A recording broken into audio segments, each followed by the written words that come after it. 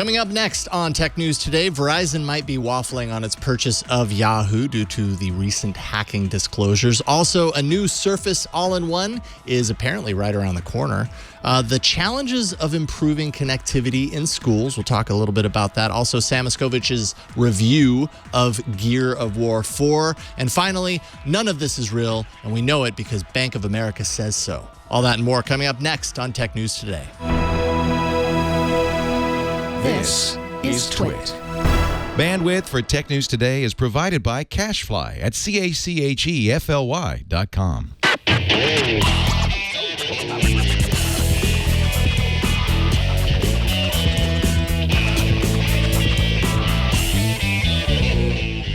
This is Tech News Today, episode 1615, recorded Friday, October 7th, 2016. This episode of Tech News Today is brought to you by ZipRecruiter. Are you hiring? With ZipRecruiter.com, you can post to 100-plus job sites, including social networks, all with a single click. Screen, rate, and hire the right candidates fast. Try ZipRecruiter for free at ZipRecruiter.com/twit. And by Rocket Mortgage by Quicken Loans. Rocket Mortgage brings the mortgage process into the 21st century with a fast, easy, and completely online process.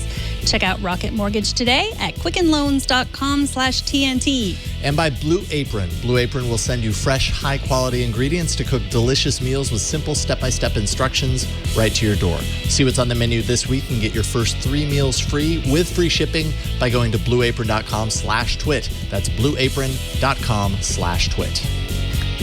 This is Tech News Today. This is the show where we talk about everything you need to know about technology, and we are the Hans and Chewbacca of Tech News. Oh, okay. I'm Megan Morrone. I'm Jason Howell, also known as... I said Hans. You did say Hans. Han Solo. I did make the connection that you were actually talking about Olo. Hans Olo. You know his name, right? Can we start over? Yeah. I'm just kidding. No. I like this part too much. I appreciate that a Hans in the Star Wars universe exists. That's pretty cool. And I also appreciate being Chewbacca. Just okay. What a Wookiee. Good. Then I'll be Hans. Okay, excellent. With the walls crumbling down on Yahoo, thanks to the disclosure of up to 500 million accounts being accessed by hackers, that along with Yahoo's alleged compliance with intelligence agencies that would involve real-time scanning of inbound email for its users. With all that, a common question has been whether Verizon's $4.8 billion bid for the company would be affected or not. The New York Post says that Verizon is getting cold feet in the deal. It's actively looking at either a reduced price, reducing it by $1 billion, or getting out entirely. Sources say that Yahoo is holding firm, saying, a deal's a deal, yo. And legal recourse might be out of the question due to the terms of the deal.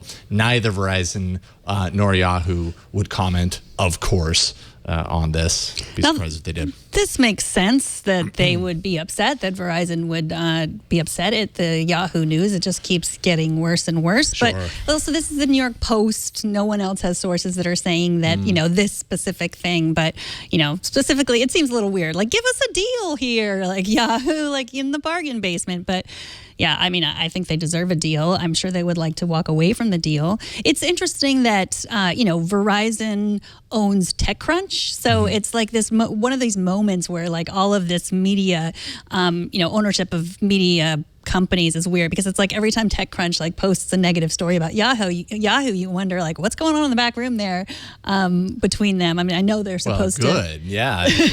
Rightfully so. And they even have TechCrunch, to its credit, has a disclaimer down at the bottom of every single article that has anything to do with these companies that says full disclosure, just about this. And I even think they end it with, Verizon can pry this sort of thing from our cold dead hands. So they're standing firm with the fact that they're a media, they're a news outlet. They have to be tackling this with full transparency. So thankfully they are.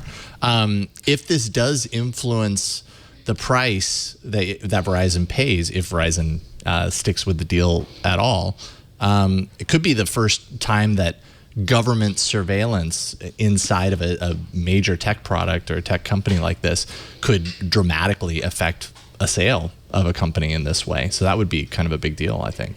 Yeah, I mean, it's like we're beginning to realize how much the government is asking for, and all these big companies are very transparent about what they're getting asked for, how often they get asked, what they turn over, and when. So yeah, I mean, it's great that we care about this at this point. I should also say on the other side of this is that Verizon, it's not like Verizon hasn't had its issues in this regard as well. In 2013, there was a top secret court order that was leaked to The Guardian that showed that Verizon was sharing info on all calls in its system with the NSA. Of course, a lot of this, came from the Snowden revelations. BuzzFeed also found a security loophole in 2015 that left 9 million Verizon Internet customers' personal information identifiable if the IP address was spoofed. Of course, Verizon made a correction to that, when they found out about it from BuzzFeed. But, no throwing stones in glass houses, as it were, I suppose. Yeah, I mean, I'll wait to see if this is accurate, because I mean the $1 billion that they're asking is the same price that Verizon has said they have to put aside to defend Yahoo. So that's like it's also $1 billion, an additional $1 billion on top of that they've put in reserve to defend Yahoo against all of these allegations. Right. Well, later this month, Microsoft will hold an event where they're scheduled to announce a new Surface. Writing on ZDNet, Mary Jo Foley says the fall hardware event on October 26th will also feature Windows 10 and gaming news, as well as the Surface all-in-one device with a Surface-branded mouse and keyboard. The invitations featured a clear glass window with the words "Imagine what you'll do" on the outside, which suggests hey, it's backwards. Kind of what's going on here? I know. Didn't they catch that before going live with that? It's backwards. Yeah. Well, I don't. Maybe it's going to be some spectacles of some kind. Yeah, right. Some square spectacles. Yes. With hard edges and I don't know, maybe squircles, I don't know. Let me get back on track here. Surface Phone is nowhere to be found. No Surface Phone. There was an earlier tip to Mary Jo Foley that those phones might be pushed to 2017, possibly 2018, which kind of makes me think like maybe never, because wow, that's a really long time. I mean, it just kind of goes to show how much Microsoft is focusing on the categories that are making a difference for the company, and Surface is definitely, at least on the tablet and on the laptop form factor, is definitely at the top of that. There were rumors that the Surface all-in-one could include up to 3 screen sizes. That would be 21-inch, 24-inch, and 27-inch, basically aimed at turning kind of like your desk into a studio, kind of expanding on that idea of Surface being a good kind of like workspace for things.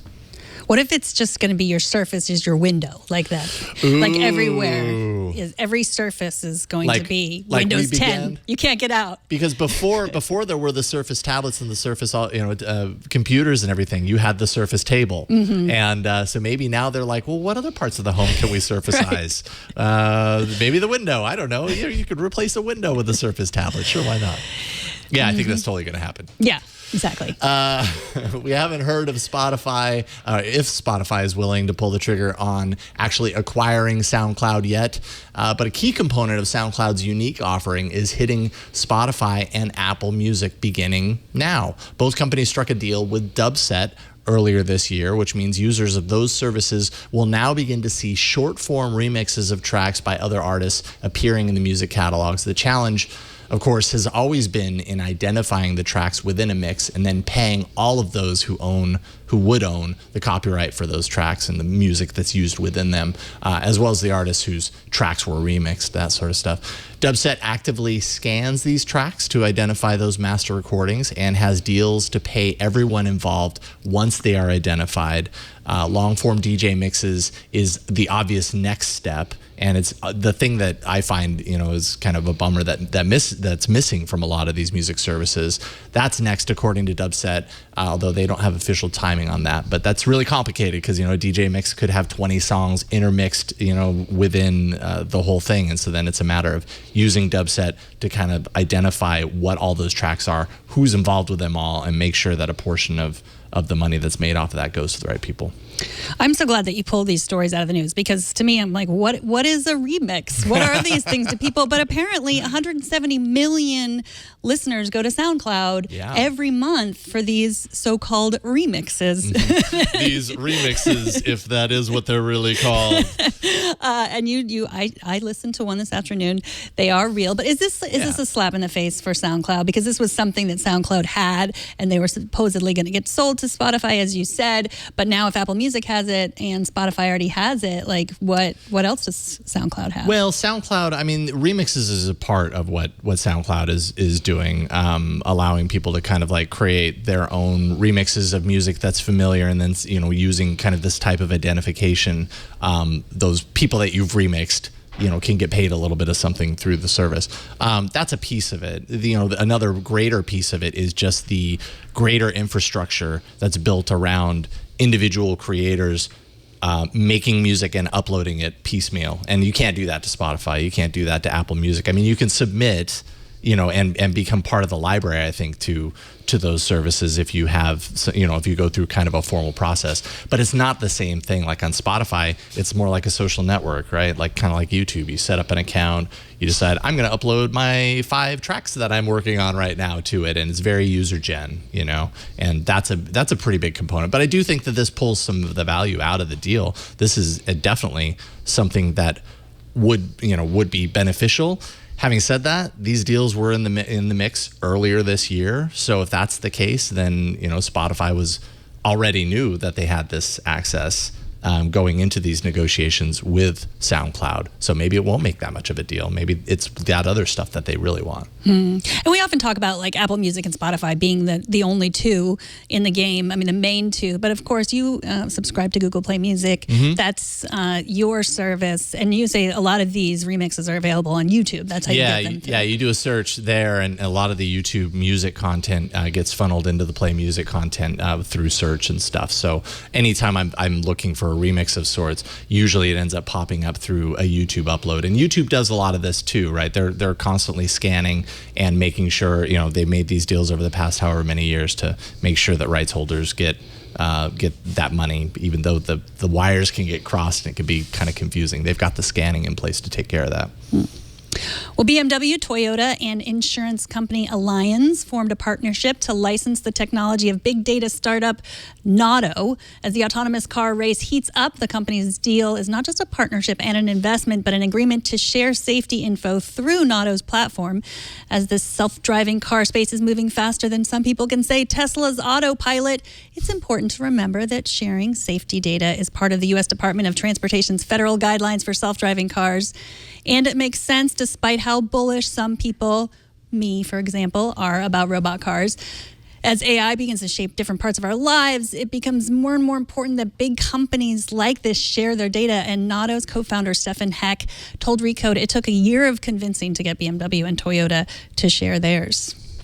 Yeah, so the Notto technology is... Yeah, it's really just about keeping people safe, right? Like it identifies risky situations on the road.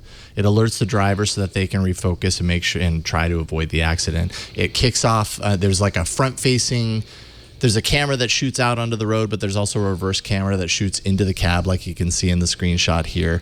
And so it can it can recognize that something's about to go down and instantly record. It's also really useful for like Uber and Lyft, for example, which they don't have an official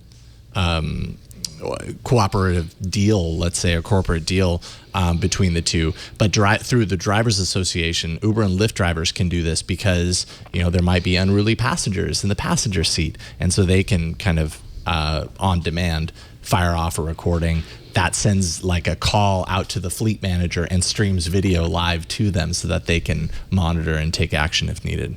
So it's cool technology, definitely all about keeping people safe. Yeah, Notto raised $12 million in Series A funding. There was the terms of this deal was undisclosed, so we don't know how much funding they've gotten. But they're really using all of this data to make us safer.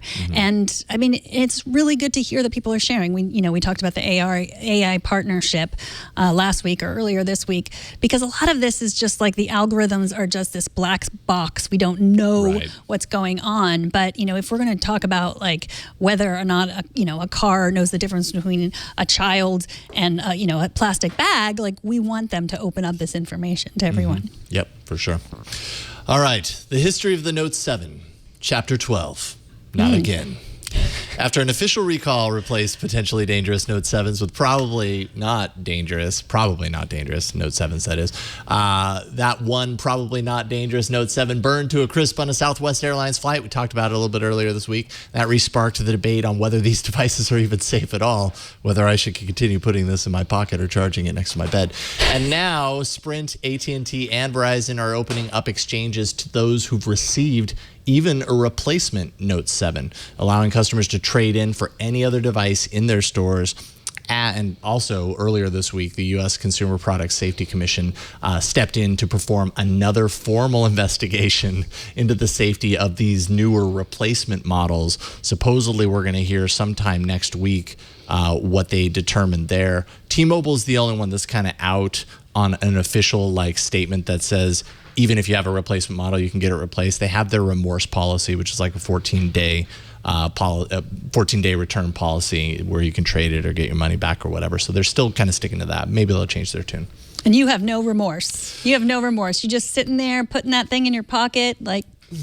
It's a really good phone. I know. That's what you said. It's like a really great nice phone. I'm having a hard time wanting to not use the Note 7. But yeah, I probably should think a little bit more about that, shouldn't I? So the novel Infinite Jest, and I know you're not a literary fiction fan, but it's this book about the future where people keep watching this movie that is so good it kills them, but they can't stop watching it because it's so good. And that reminds me of you. You're like, oh, it's such a good phone. I know it might burn my leg or set my house on fire, but it is so good. I can't put it down. I don't care. See, even holding it this close to my face, I'm flirting with disaster right now. That would make a great live show. We would so go viral. Yeah, I know. This episode would have the highest download numbers ever in the history of the world. There's a lot of people that are taking a look at what's happening here. And mind you, we don't know the actual story behind this latest one, the replacement. Any lithium-ion battery can be destroyed if you sit on it wrong or if you bend it or whatever. So we don't know. Maybe the guy sat on it strangely or whatever when he put it in his pocket, because he did say he put it in his pocket. So who knows? But anyways, we're gonna find out about that. But some people are just kind of saying I think it's time to wipe the slate clean. Samsung, kill the Note 7. You're done with it. You're not going to undo the bad press that you've done when all of the airlines, every time you get on, are mentioning the word Samsung and then Note 7. That's not only damaging this particular device and its ability to sell, in the future, it's significantly hurting Samsung's reputation. And so future phone, now it's just everybody's ears are perked up for Samsung anything as a result of this. So maybe it's time to cut your losses, focus on the Galaxy S8 and move along. I don't know where I stand on that debate right now, but yeah, I'm sure Google wishes the Pixel were coming out sooner. And I'm sure Google wishes it hadn't done an exclusive with Verizon, because if this had all happened and they were on all carriers, that could be really good for the Pixel. But yeah, there you go. Up next, we're going to talk about how to improve connectivity and address challenges in schools. But first, let's take a minute to thank ZipRecruiter. They are the sponsor of this episode. ZipRecruiter is all about helping you find the right people. If you're hiring, or you don't know, where to post your job, or maybe you do and you just realize there's tons of job sites out there and finding the best candidates not that easy. Well, if you want to find the perfect hire, you're going to need to post on all of those top job sites, and with ZipRecruiter, you can do that. Posting jobs in one place isn't enough to find quality candidates. With ZipRecruiter.com, you can post to more than 100 job boards, including social media networks like Facebook and Twitter, all with a single click. So you're just going to post one time, and that's all you need to do. And then you'll watch the candidates roll into ZipRecruiter's easy-to-use interface. It's easy to look, easy to read through, find the right people. ZipRecruiter offers optimized pages that are going to look good on any screen. You can add their unique mobile apply process for even more visitors and applicants. And of course, ZipRecruiter's all over the place. You can find candidates in any city or industry nationwide. No more juggling emails or calls. If you don't like doing that, juggling all that stuff in your office, you don't need to do that here. It makes it management very easy. You can also add multiple users to your account to help you manage that. Quickly screen candidates. There's real-world questions using free-form, multiple choice, or yes/no formats. You can view candidate responses in conjunction with their formatted resumes. You can rate them, hire the right person fast. Because at the end of the day, that's really what's most important. Find out today why ZipRecruiter has been used by over 1 million businesses. More than 125 million candidate applications have been delivered. Right now, you can post jobs on ZipRecruiter for free by going to ZipRecruiter.com/twit. That's ZipRecruiter.com/twit. Check it out for yourself, and we thank ZipRecruiter for their support of Tech News Today. We all want faster internet speeds. How else can I stream Westworld on HBO Go while my children are watching YouTube videos about stuff getting crushed by hydraulic presses? Mm-hmm. Amen. I know. That's why we need them. But now that so many schools depend on internet access in the classroom, the disparity of internet speeds can create a lot bigger and long-lasting problems than buffering video at home. Joining us to talk about this is Dan Runcie, Engagement Manager at EducationSuperHighway, an organization that helps districts and states improve internet connectivity in schools. Welcome, Dan. Hey, Megan. How are you? I'm good. Thanks for coming on. So tell us what EducationSuperHighway does and how you got involved. Great. So Education Superhighway is a nonprofit organization. We're based in San Francisco, and our goal is to help upgrade the internet access for public schools across the country. We realized 4 years ago that there was a big gap between the haves and have-nots for digital learning and what students can do with digital learning, the type of opportunities that they can get in the future. But broadband access itself was a big barrier to that, and schools being able to have the networking infrastructure to provide that access, that's just something that isn't there. So what our goal as an organization is specifically trying to bridge the gap, work with school districts, work with state leaders across the country, but also work with the service provider community. We see ourselves as the link to help make connectivity a reality for all students, regardless of where they live. So now you say you were the first person in your family to be born in the United States, and so when it came time for you to apply to college, you couldn't get the help at home. So talk a little bit about how internet access really leveled the playing field for you. Yeah, for me, having access to the internet gave me more information that I would have been able to get otherwise. When I was applying to college, I entered 9th grade. I still remember folks started talking about college, and my teacher started mentioning it as well. And although my parents and I and my older brother and stuff, we had a good understanding, but I knew that I needed to get a broader context than what I had. So the internet was able to level the playing field. I can still remember the days in 9th grade, 10th grade, going to the library in school, looking through the Princeton Review website, looking through the College Board websites as well, and identifying which schools were the best in terms of academic rigor, which schools had the best culture. And that helped me narrow down a list of the schools that I wanted to visit. And I was able to use that and also meet with my guidance counselors, meet with teachers. So I was able to augment and create a lot of my own learning through that way. And this is, you're talking about 15 years ago. So having that level of foundation and then bringing that to where I was by the time I was a senior, ready to visit schools, ready to apply, I had a pretty firm understanding. And if I didn't have the internet access, it would have taken me years to be able to do that. I would have had to, look through all of the large books and books that are in the libraries, or I would have had to ask around, and it's tough. So that's one example of how it leveled the playing field for me. And like I said, this is 15 years ago. So if you're just thinking about where internet access is now and the opportunities that are available now through streaming, through video, it makes a big difference. So what exactly is the biggest challenge for schools right now when it comes to internet access? Is it just the idea of the pipes not being too big, to use a horrible metaphor, or is it that student requirements now require their heavy bandwidth requirements? It's not just docks and that sort of stuff. Mm-hmm. The biggest challenge now is the infrastructure, but it's the reasons and the access that schools themselves individually can have to get it. Because right now it's largely built up in areas that are more urban and more densely populated. That's where people are, that's where the businesses are, and that's where our organizations are that have it. So if a service provider or a broadband provider wants to bring fiber to a particular community, it's going to cost them several $100,000. That's just the way it costs in terms of, speccing out and digging up the ground in order to bring fiber to those places.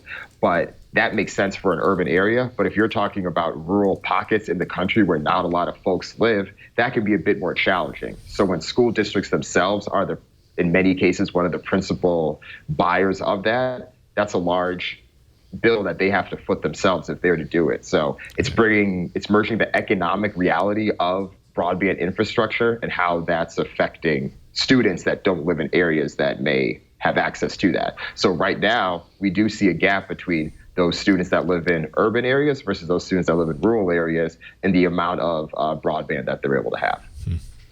So we talk a lot about, is it better to have iPads in schools or is it better to have Chromebooks? And, but really what all of these devices are helping students with is individualized learning, which is proven to offer better, more vibrant education to people. So how does the technology help the students that you've seen with individualized learning? The technology I've seen, and I've seen it in a few different schools, can make a big difference. There's a school right in the Bay Area here, Summit Shasta. I visited it as part of this Education Pioneers program I did 2 years ago. And each student, and I repeat, each student in that school, it was a high school, had their own personalized learning plan. This is something that is adapted based on their own skills, their own interests and opportunities. So when they're venturing and they're trying to learn about whether it's their algebra homework or if they're trying to take a tour of a certain area in the world that they might not have access to or want to learn about, that opportunity is given to them. They can create that. So you have a twofold opportunity. On one hand, they're able to get something that's catered to their skills, but they're also able to get something that's catered to their interest as well. And we all know that when students are more interested and more bought in, it creates a more promising outcome. Because before that, where a lot of schools are, and the way that was traditionally when I was growing up, those students that fall in the middle, those are the ones that are targeted, those are the ones that may get the services they need, but those that may be on the extreme outliers, one case or another, may not necessarily get the type of learning opportunities that they might have. And by having the access to the internet, that improves the platform ability of what each school district has, what each classroom has in terms of what they can provide to the students. I've seen it make a big difference for those schools, especially in the Bay Area. So I think the reality is if everyone can have that at some point, I think you'll see more buy-in from students as well and more interest from them too. So talk a little bit about E-Rate and how it was broken and needed to be fixed by the Connect Ed initiative. Right. So E-Rate is this program that's been structured for around 20 years now, and it started by the FCC. And it is an annual fund that provides discounts for internet access services. So historically, you're thinking about back in 1996, this is back in the days of dial-up modems. This was back in the days of plugging out the telephone cord and plugging it into your computer to connect to the internet. And all that's great because that's where we're able to get the access from. And the amount of funding that it was able to give was rather substantial at the time too, over $2 billion. If we fast forward 18 years though, to the middle of 2014, the fund looked very similar to what it looked like back then. So one of the things that President Obama did in 2013, the year before that, was started this Connect Ed initiative. And the goal of the Connect Ed initiative said that by the year 2018, we want to make sure that 99% of the schools in the country are connected to broadband internet access. And President Obama called on the FCC specifically because they are the ones that control the E-Rate funding. And E-Rate funding itself provides funding on average for around a 60 to 70% discount on all of the internet access services that a school district has. So they're the ones that provide annually to this fund. But we all know that if we're able to help structure the funding that a particular school, we're able to restructure the funding source, then we can make the access itself more affordable down the road. So if school districts wants to build fiber out, then it is much more advantageous and makes much more economic sense for them to do that now. If the states themselves want to play a part and help the school districts do that, the FCC will be willing to match a certain amount of money and help make that a reality. So they've taken great steps in the past few years to make it more advantageous for districts to overcome some of those economic challenges that we mentioned in the past and hopefully get the broadband infrastructure that they need. Thank you so much for joining us, Dan. Where can people find out more about about what your work online and about the Education Superhighway? To find out more about the work we're doing, visit our website, EducationSuperHighway.org. We have information on the projects that we're working on and our history as a company and what our goals are moving forward.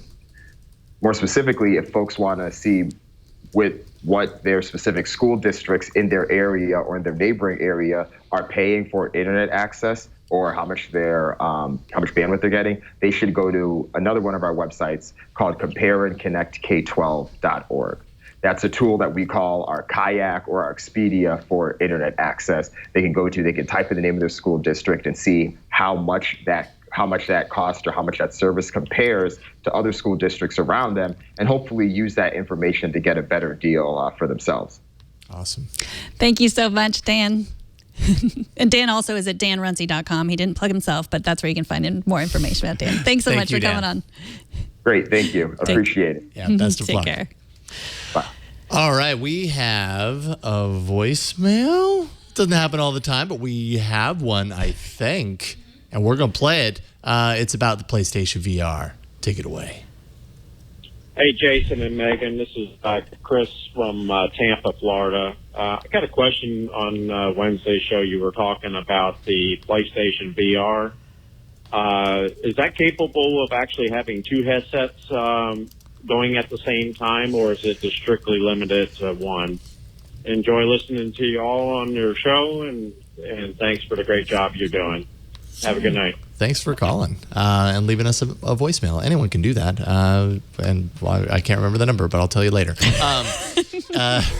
No, you can't. Unfortunately, you cannot. Yeah, I mean, VR is so processor intensive. Right now it's one of the more processor intensive things happening in the world of kind of like computer technology. And it's one device drives one headset. So if you want more, you're going to have to buy multiples of that. But I suppose it's the least expensive. It's still pretty expensive, but it's the least expensive option aside from kind of mobile VR stuff that you're going to find. And it's a lot of fun. I've got it right here. In fact, I kind of want to put it on, but it's not going to do me any good because it's unplugged.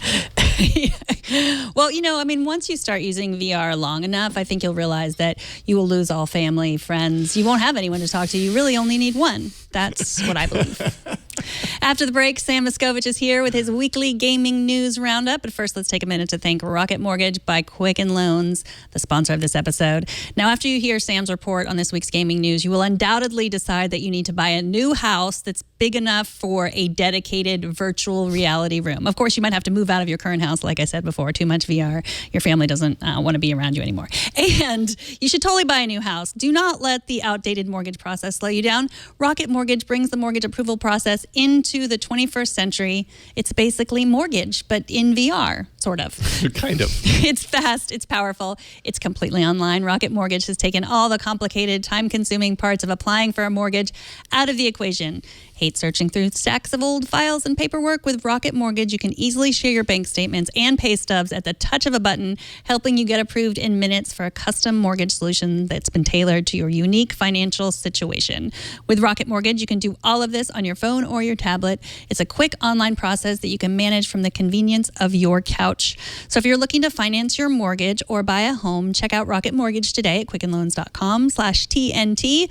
That's quickenloans.com/TNT. Equal housing lender, licensed in all 50 states, NMLS consumeraccess.org, number 3030.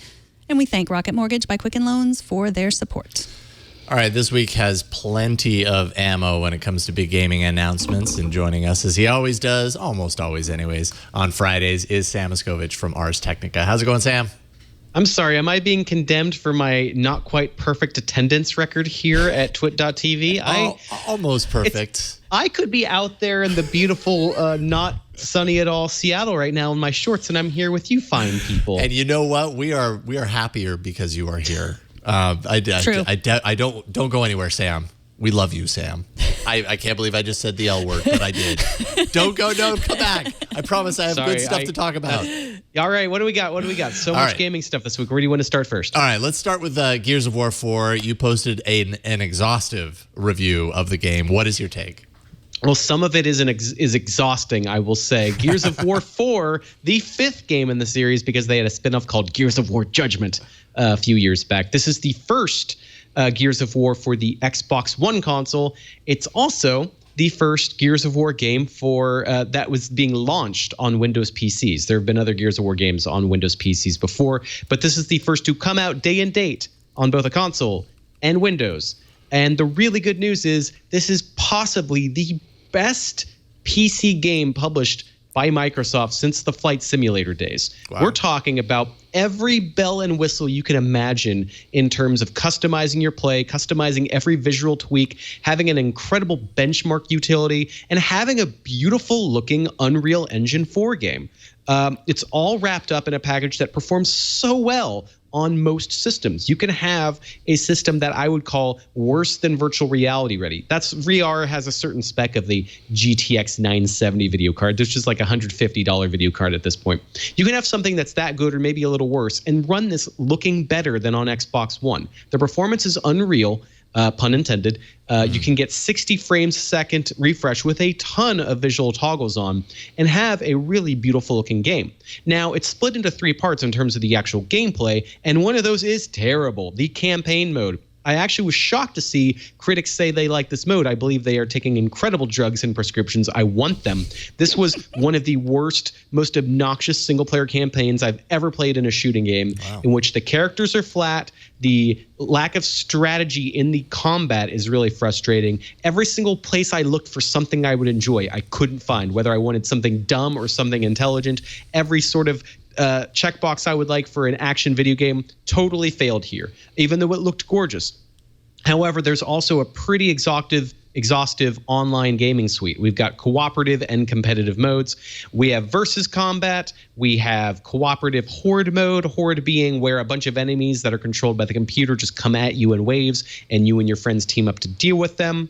And these modes are all better than ever for this game. Now, remember, Gears of War became famous because it made online combat gaming work on a console even better than games like GoldenEye and Halo did. It really understood, okay, you have a controller instead of a mouse and keyboard. How do you do this? We're going to have you latch on to cover, duck behind things, flank from cover point to cover point with your friends. It lends itself better to a joystick, to a gamepad, to an Xbox controller. And this action feels really good in online combat here in Gears of War 4.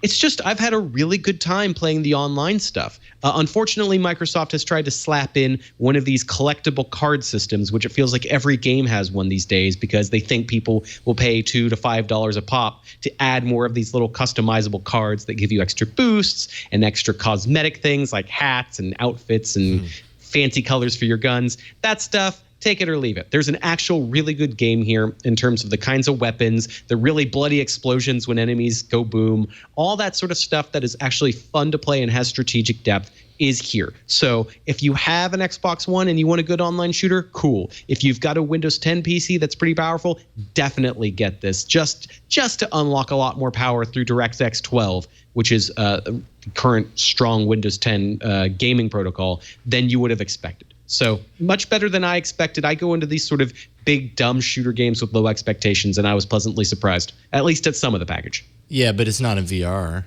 So, I mean... I hear that you've been really sipping on that VR Kool-Aid. So which is nice because you guys know I like to talk very quickly. And it's nice to know that I have a comrade over there who really So hold on, I'm getting there it is. That's that guy. Excellent. All right. So wait. Okay. How about you tell me what you want me to talk about in terms of VR? You've got that bug. Poor Megan over there. She's in the real space. Actually, Megan has to say Hand something. me the I headset. think. Yeah, I think so. Oh no, I've seen photos of her wearing it. I just assumed they strapped it into it unwillingly. No. Like you'd lost a bet. I think it looks pretty good on me. You know what? It really brings out your eyes, Megan. I'll wear it for the rest of the show. Here's the microphone. I really did like the PlayStation VR. I enjoyed it. I only played Batman, and it was awesome. I like being in the story. I felt like I was a baby Bruce Wayne. It felt scary and good. Nice. Now, I have not gotten a PlayStation VR review kit. I am not as cool as you. Kyle Orland at Ars Technica has our PlayStation VR, but he did talk at length about it. I assume you guys have talked about it, but the one thing that I got to try out here in the Seattle area, there's a game called Wayward Sky, which I will be writing about soon, which is what I like to call family's first VR. It's not a game. It's not a story. It splits the difference. It's simple, interactive stuff with some really cool theatrical staging. These guys, Uber Entertainment in the Seattle area, these guys don't pick you up in their car. They make video games. They have put together a really cool theatrical presentation in terms of understanding if you are sitting in a theater, how do you perceive a scene as opposed to these sort of 360-degree videos where you're expected to spin all around the place. They really understand what it is to watch content in VR and make it feel like you're there without making your neck hurt. Wayward Sky, I think, is the sleeper hit of PlayStation VR. I absolutely recommend, if for any reason you know someone who gets PlayStation VR in the next week or so, to try it out. As Kyle and I have talked about in the past, it sort of splits the difference between the incredibly expensive computer-specific VR and these cheapo cell phone VR things. They all fit the VR bill in a certain way. PlayStation VR splits the diff, does it pretty successfully. It's not the best thing ever in terms of VR. It's got some swimmy issues where the image sort of moves at a slightly different rate than your head and things like that. But Wayward Sky is cool. Batman, I'm hearing really good things about. I haven't gotten to play that one yet. And Res Infinite, if you guys haven't gotten to try that one out, you've heard me go on about it. You're about to get your shot at it. It is so good. It is transcendental. You're going to squeegee that third eye. It's going to be a wonderful time. You're going to wipe off your sweaty forehead because, wow, you played a lot of VR today. I have a question. Right. I have a question for Sam. How do you get eye makeup off of your VR headset? Because I just got it all over the PlayStation VR. I like to use a very light coat of foundation here, and I really like to bring out the pink in my forehead with just, I find that the sweatiness of a VR headset is its own glow. So my answer to you is, it seems like only men are designing these kits, and things like that absolutely show. Being able to hand a giant headset off to someone who might want to wear makeup and try something out. I'm not sure if Google's VR kit, the fabric basis of it, is any better for that or not. I do think the Oculus kit might be better for that in the way that it fits, but it does let more light in. VR is one of these things where they're trying to keep all the light in here and keep you immersed, as it were. So your makeup game might get lost to your virtual reality game. If you want to do the venture capital thing, I'm really into, getting the makeup preservation thing in VR going. Because I would say you look better than Jason does makeup-wise today. Flat out, bar none. Good job, Megan. And I didn't even have to tell you I loved you. So you're talking a little bit about Oculus. I was at Oculus Connect 3 yesterday. Oh, look at you, braggy braggerson. I had a blast. Oculus Connect 3. I had a blast. You're lucky not appear at all whatsoever. I noticed that you weren't there. What's up with that? Palmer and I were out at a Vegas casino. That's why he wasn't there. Clearly, that's why happened. He didn't show up. Something like that. No. I hung back while Kyle. I don't know if you ran into Ars Technica. Interviewed Kyle for the special, actually. I hope that he was polite to you. But yeah, there's a lot of stuff going on over there. Yeah. I mean, there's so many games that we all got to go hands-on with. I say we, he got to do it. I'm really jealous. But there's a lot of stuff. They really want people to believe that Oculus Touch is a fully formed thing. And in the sort of, we took our time with it. That's the sales pitch at this point, is why weren't you ready when the HTC Vive was?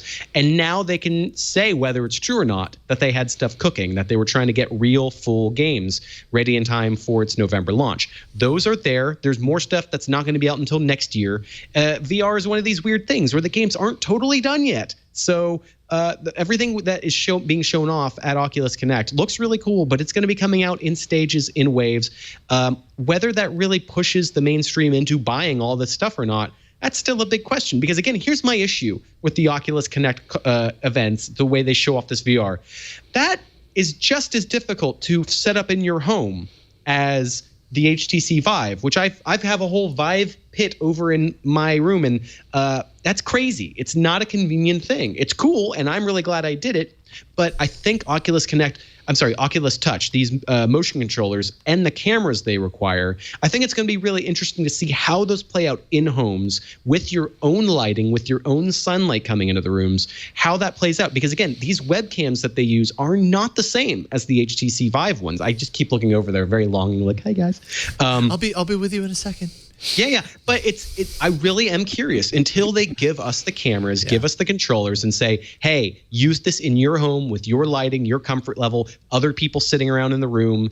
It's still a question mark for me how they track. The tracking is so crucial. You lose yourself even a moment while holding these things. Your hand disappears or your head gets missed on the tracking.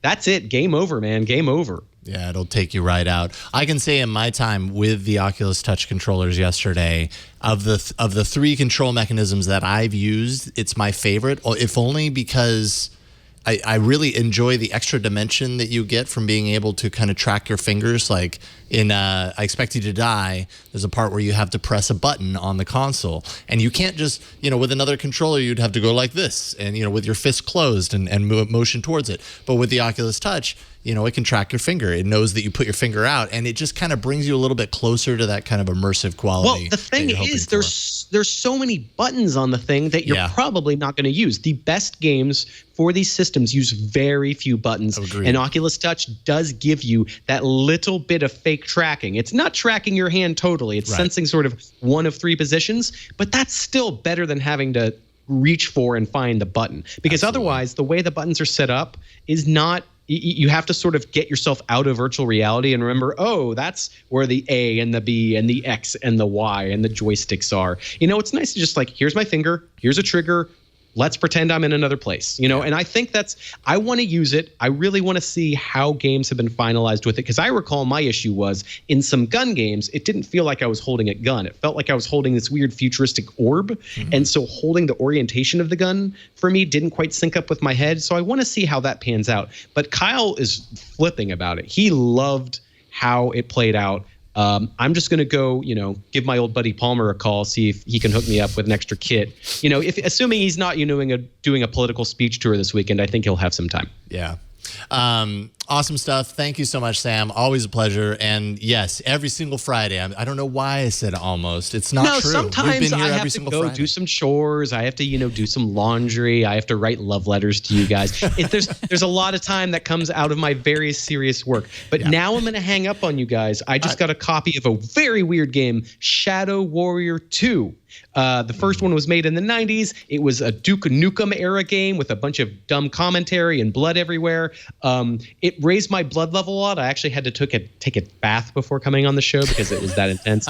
So there will be more word on that one in the near future. So I'm going to go blood and guts over that away. I appreciate y'all. Have a great weekend. Thanks, man. Have a great weekend. We'll see you soon.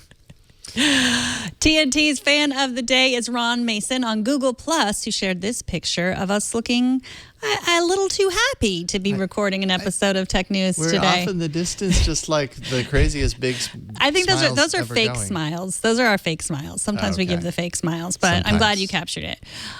Just record a video, take a picture of yourself, and you too could be part of our show. There you go. Enhance. Post it on Instagram, Twitter, Facebook, Google Plus even. Jason checks that. Yeah. Use the hashtag HowIWatchTNT and we will find it. All right, up next. People with lots of money are actively putting their money into research to see if we really are living in the Matrix. Really. But first, let's take a minute to thank Blue Apron. They are the sponsor of this episode. Blue Apron's mission is to make incredible home cooking accessible to everyone, also supporting a more sustainable food system, setting the highest standards for ingredients, and building a community of home chefs. Blue Apron delivers seasonal recipes along with fresh, high-quality ingredients to make delicious home-cooked meals. Every meal comes with a step-by-step, easy-to-follow recipe card and pre-portioned ingredients that can be prepared in 40 minutes or less. You'll save time, you'll save money, because when you're shopping at a grocery store, I mean, that's 60% more expensive than what you're going to pay with Blue Apron. If you're eating out, you're shopping at high-end grocery chains, you're paying a lot. You can now spend under $10 per person for healthy home-cooked meals with Blue Apron. Customize your recipes every week based on your dietary preferences and choose a delivery option that fits your needs. There's no weekly commitment, so you only get deliveries when you want them. Blue Apron delivers to 99% of the continental U.S. and sets the highest quality standards for their community of over 150 local farms, fisheries, and ranchers across the U.S. Seafood sourced sustainably. Beef's raised humanely, chickens are free range, pork is raised naturally, and regenerative farming practices are used for produce. And they're shipping you the exact amount that's required for the recipe. So Blue Apron's reducing food waste and also making the recipe just a little bit easier for you to make.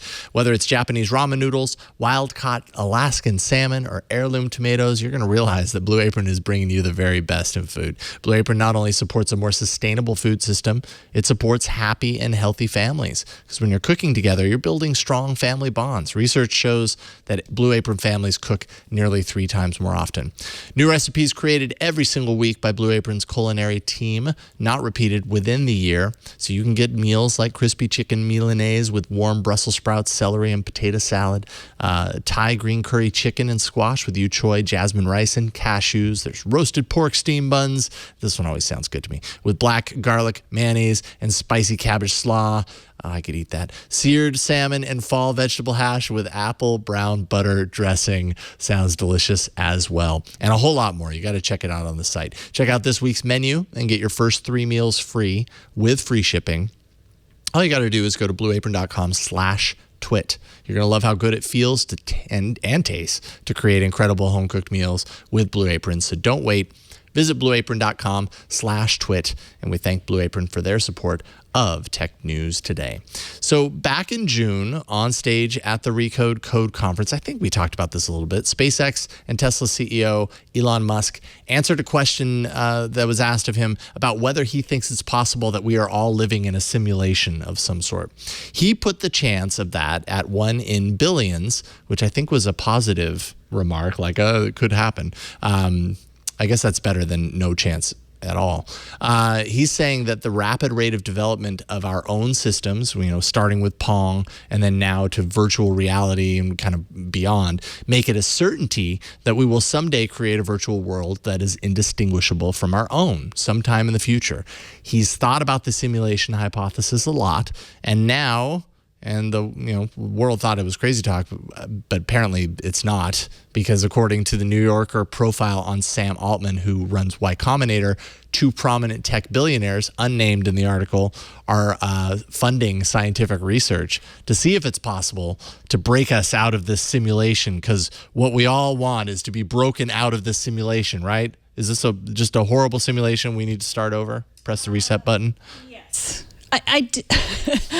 This is crazy talk, I think, but it's mathematically possible crazy talk. Yeah, I believe Elon Musk is smarter than me, and if he says it's 1 billionth chance that we're living in a simulation, I believe it. Apparently, Bank of America also thinks there's a 50% chance, so they're willing to kind of go further out on a limb and say 50-50. This might actually be a simulation, but if it's a simulation and it's really convincing, then you just wouldn't know the difference. Yeah, it's true. I don't know. I mean, this New Yorker profile of Sam Altman is really worth reading. I'm almost as interested in the fact that he wants to pay someone to figure out if to break us out of the matrix per se, right, than I am that, like, it says these phones already control us. He told me, frowning into his iPhone SE. Why does Sam Altman have an iPhone SE? That's crazy. That's the craziest thing. Whoa. That should have been the headline, honestly. Yeah, so apparently he's also kind of afraid of the reliance on technology, like you're saying, that it's going to eliminate human need for consciousness because we're so reliant on technology to think for us, kind of like instead of remembering it, you just search for it on Google, kind of the extension of that, to the nth degree, and that we should just merge our brains with computers, saying we enslave the AI or the AI enslaves us. So think about that. That's a little intimidating, and I don't know where to go with that. But so much of this, this thought, I get where they're coming from, and I suppose it is possible. But breaking out of reality, to what? To whatever the other side of the reality is, and do you really know that you want that? Maybe we're here for a reason. Maybe here's better than there. I'm just saying. What? Oh, sorry. Were you talking to me? Were you saying something? I was. Jeez, VR is so isolating. It's like I don't even know you anymore, Megan. You're just always in PSVR, even when it's not plugged in. It must be really good content in there. Yes, I am in the simulation. Ta-da! We'll have to find you a PlayStation to plug that into, and then you'll be Batman, and you'll be jumping through the moon to the moon. TNT records live every Monday through Friday at 4 p.m. Pacific, 7 p.m. Eastern, 11 p.m. UTC at twit.tv/live. You can be part of the show by emailing us at tnt@twit.tv. You can leave us a short voicemail at 260-TNT-SHOW. And you can find us on Twitter. We're at TechNewsTodayTV. Twit is now part of the Amazon Echo Flash Briefing. Every day you can get updates on the latest tech news and events from Leo, Jason, and me. To hear Twit's Flash Briefing, go to your settings in the Alexa app, search for Twit, and subscribe. If you subscribe to any other Flash Briefings, make sure to put ours first because ours is the best. NPR, SHMNPR, that's what I say. Find all the ways to subscribe to our show at twit.tv/TNT. And if you want to tweet at me, I am at Megan Morrone. And I'm Jason Howell on Twitter. Thanks to our technical director, Kara. Thanks to Mario. Thanks to Victor for editing today. Appreciate it. And thanks to you for talking tech with us today. We will see y'all tomorrow. Bye, everyone.